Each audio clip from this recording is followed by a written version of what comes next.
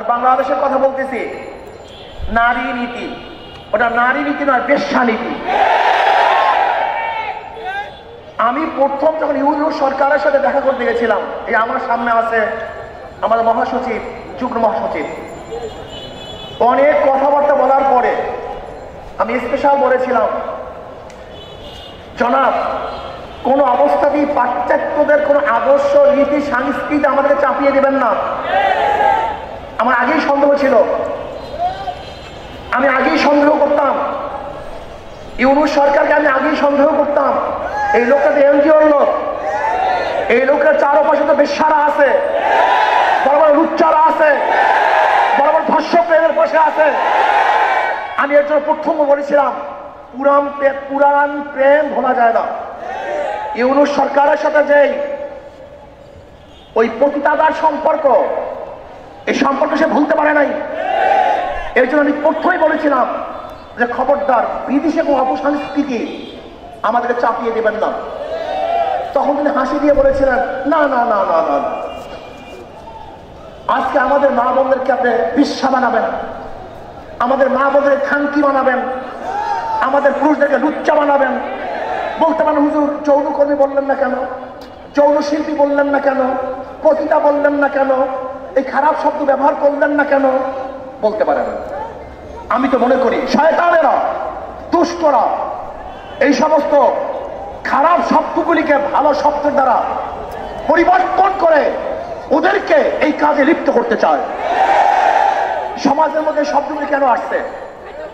সমাজের মধ্যে শব্দগুলি কেন সৃষ্টি করা হয়েছে? সমাজের মধ্যে খারাপ শব্দগুলি কেন চয়ন করা হয়েছে? চোরকে আপনি কি বলবেন? ডাকাতকে কি বলবেন? খুনিকে কি বলবেন? ধর্ষককে কি বলবেন? এই শব্দগুলি কেন প্রয়োগ করা হয়েছে? যেন মানুষ এই কাজগুলি না করে, মানুষ যেন এই কাজগুলিকে ঘৃণা করে। আপনি খারাপ কাজের সুন্দর সুন্দর শব্দ প্রয়োগ করে ওই খারাপ কাজকে ভালো বানাবার চক্রান্ত করতেছেন, এই যে বড় শয়তানি। এই নারী নীতি প্রণয়নকারী এরা কারা? এরা কোথা থেকে আসছে? তবে ওই টান বাজারে জন্ম হওয়া লোকগুলি, ওই টান বাজারে জন্ম হওয়া নারীরা একজন ভদ্র বিশিষ্ট সতী নারীদের আইন প্রণয়ন করে কিভাবে? ওই নারীগুলি আমার স্ত্রীর আইন প্রণয়ন করে কিভাবে? ওই নারীগুলি আমার মায়ের আইন প্রণয়ন করে কিভাবে? ওই নারীগুলি আমার মেয়ের আইন প্রণয়ন করে কিভাবে? আমার মেয়ে সতী, আমার স্ত্রী সতী, আমার মা সতী, সে একজন নারী।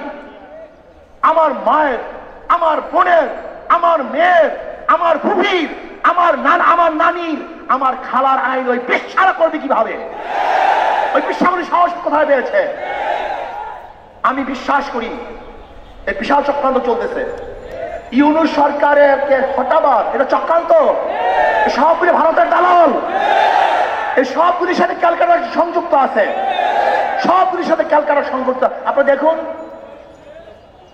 কোন অবস্থাতেই বাতিল নয়। এই প্রস্তাব দেওয়ার সাহস কিভাবে পেয়েছে বাংলাদেশে? ওদেরকে বিচার করতে হবে, বিচারের আওতায় আনতে হবে। এই ঢাকার বুকে প্রকাশ্য থেকে বিচার করতে হবে, যেন ভবিষ্যতে এই ধরনের কোন প্রস্তাব আনতে কেউ সাহস না পায়।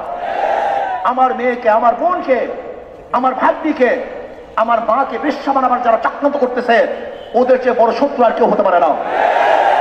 নারী নীতির প্রত্যেকটা পৃষ্ঠায় পৃষ্ঠায় ধর্ম বিরোধিতা করা হয়েছে, প্রত্যেকটা পৃষ্ঠায় পৃষ্ঠায় ধর্মকে অপমান করা হয়েছে, প্রত্যেকটা পৃষ্ঠায় পৃষ্ঠায় এই বাঙালি জাতি সংস্কৃতিকে ধ্বংস করে নতুন এক বিদেশি চক্রান্তকে বাস্তবায়ন করার চক্রান্ত চলতেছে। এটা আমরা মানতে পারি না। মানা তো দূরের কথা, এটা প্রস্তাব কিভাবে দিয়েছে এটি ইউনিয়ন সরকারকে জানতে চাই। আজকে বাংলাদেশের সবচেয়ে বেশি সংস্কারের পক্ষে এবং এই সরকার জন্য সময় পায় সংস্কারের জন্য ইসলামী আন্দোলন বাংলাদেশ সবচেয়ে বেশি ভূমিকা পালন করতেছে। তারা প্রথমে যে কথা বলছে, আজও সেই কথা বলছে। আপনাকে সুখে থাকতে কি ভূতে কিলায় নাকি? আপনাকে ভূত পেয়েছে? আপনাকে ভূতে কিলায়? যদি ভূতে পেয়ে থেকে এমন কিলায় শুরু করবো, আমরা দেখতে পারবেন না এক মুহূর্ত। বিয়াকুব নাকি, যেখানে আমরা সবচেয়ে বেশি এদের জন্য ভূমিকা পালন করতেছি, আর উনি ইসলামকে জলঞ্জলি দিয়ে মনে করছে উনি কিছু দেখাইলেই সবাই বাহবা দিবে। বাংলাদেশের মানুষ ছিলেন, এই দেখলেন মেট্রো রেল শেখ হাসিনা করছে, মনেও কেউ করে না। যমুনা ব্রিজ করছে, একবার কেউ ভুলে উচ্চারণ করে না। ওনার উন্নয়নের কথা সবাই ভুলে গেছে। বাংলাদেশের মানুষ চেনেন আপনি? ইসলামকে বাদ দিয়ে, ধর্মকে বাদ দিয়ে আপনি যদি গোটা বাংলাদেশের স্বর্ণ দিয়ে বাঁধিয়ে দেন, স্বর্ণ, প্রত্যেকটা মানুষের শরীরে স্বর্ণের পোশাক থাকে, প্রত্যেকটা বাড়ি যদি মরমর পাথরের থাকে, আর আপনি একদিন ধর্মের বিরোধিতা করবেন, ওই সমস্ত পাথর আর সমস্ত স্বর্ণ আপনার মুখের মধ্যে ছুঁড়ে ফেলবে, মানুষ ছুঁড়ে ফেলবে, থুক মারবে আপনার মুখের মধ্যে, থুক মারবে আপনার মুখের মধ্যে, থুক মারবে বাংলাদেশের মানুষ আপনার মুখের মধ্যে।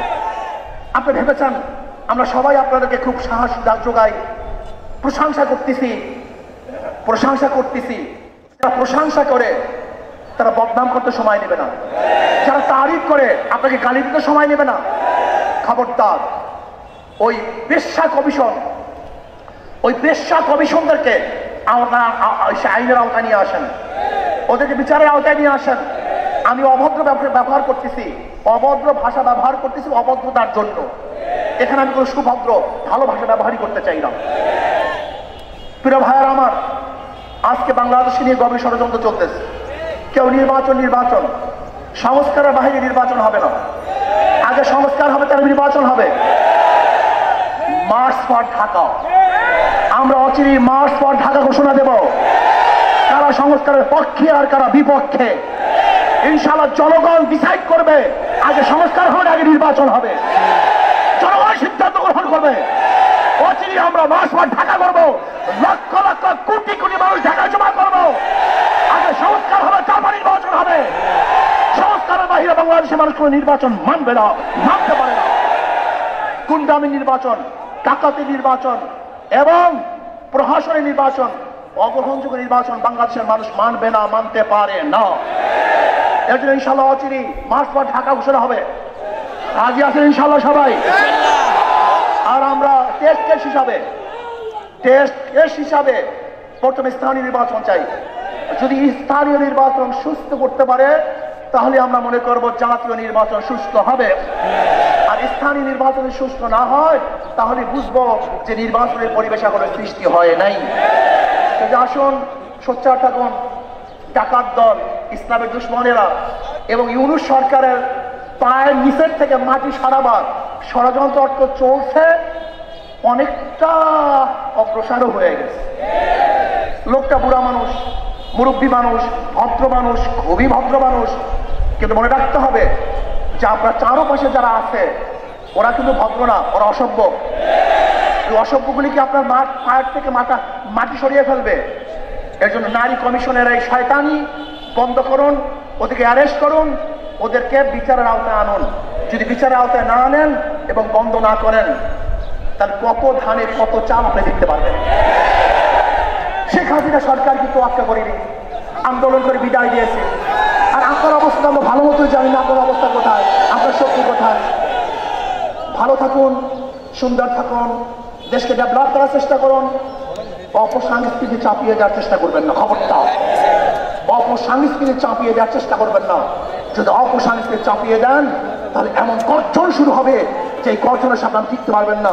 আল্লাহ আমাকে আমাদের সবাইকে দেশ, মানবতা, ইসলামকে হেফাজত করার তৌফিক দান করেন এবং ভারত